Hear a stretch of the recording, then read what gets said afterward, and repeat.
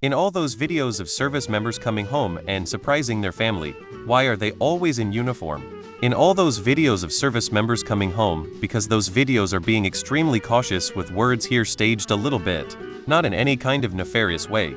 The families and the troops are having a glorious and welcome homecoming, and I wish them all the joy. But everyone except for maybe the kids knows exactly what happened weeks in advance. Want a slightly different and equally valid angle. Look in the background from the ones shuffling out in the background. Quite a few of them are just trying to stay out of view to be polite to the families. We've got orders to redeploy in 36 hours, and the only joy we're getting that day is the total destruction of a six-pack, most urgently and immediately. Then? Get your 12 hours in the sack and buckle back up, buckaroos. You fly to the States in uniform. You're flown to a military base, where you out-process from deployment turn and issued gear, etc. Takes 1-2 days. Then you fly out from there, in civilian clothes, to your hometown. If you lived at or near the base where you out-process, your family might meet you at the airport, where you would be in your uniform. It's advised to not travel in uniform. I think it's so they can get that picture or video that you can look back on. It's a stronger image with the uniform. It helps people who aren't in on realize what's going on. If you're at a birthday party or some event and the child turns around, excitedly screams daddy and runs to hug a man in a polo and khaki shorts, you are going to be a little confused.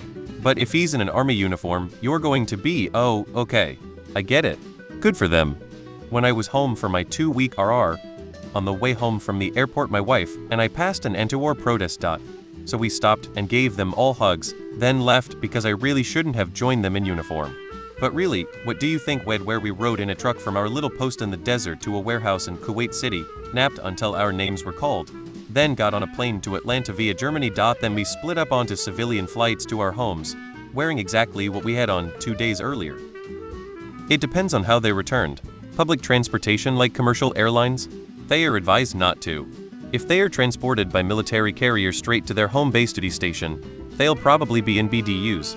As far as the hat and everything, they are required to wear their hat outdoors when in full uniform. They can only not wear their hat if they've removed a certain number or percentage of the uniform.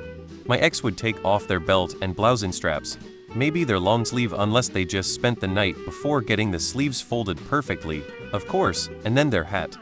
Some bases are big enough to have a schools for the kids who live on base. DoD has its own schools K-12. This is called playing it up for the cameras. I mean, we didn't take a video. But once, my sister came home and my parents drove her straight from the airport to my college in the same city and found me in the library so I could see her.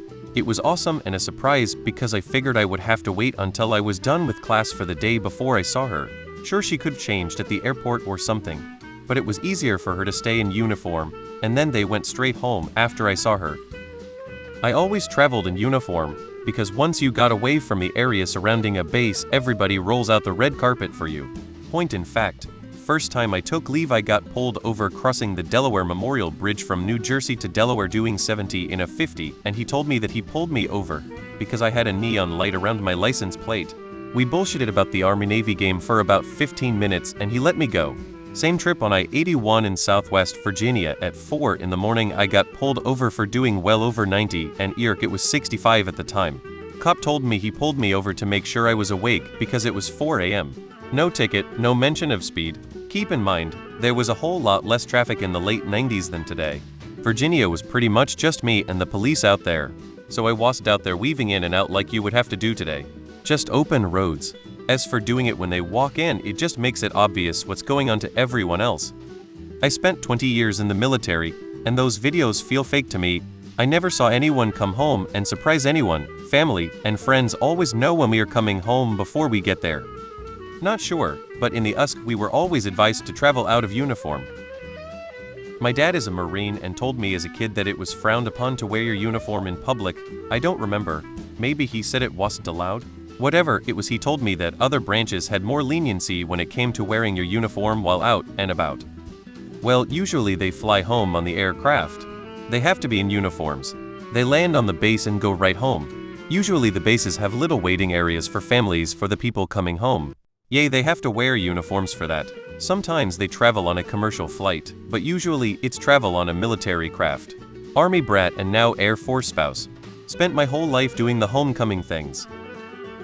When I was in, we traveled in what then was called our classe, which was more formal than everyday fatigues. Not sure about now, but it is no surprise to me to see either fatigues or a classe suit. JMHO. I didn't do a video. But here's my .02 when I came back from deployment. My bag was lost, and all I had was my uniform. I remember having to go to Target and buy jeans and a t-shirt. All my off-duty clothes, we call it civies, were either in storage or in the Middle East. It was a bit rare to wear them out in Iraqistan. TBH, they shouldn't be in uniform as it puts a target on them. Being Army, I like the way the Marines do it. No duty uniforms off base for travel is what I was told. Now, some of the greener service members may be just proud graduating their boot basic training. Also at that time, families aren't with you or usually at your schoolhouse for your job. If the government is buying your travel ticket, then you must be in your duty uniform until completion of travel. Usually home. I was in the military and I say a lot of the time it's because they are proud, as they are taught to be.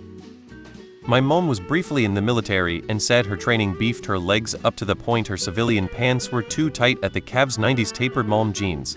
So her uniform was the only clothes she had that fit when she got back from basic.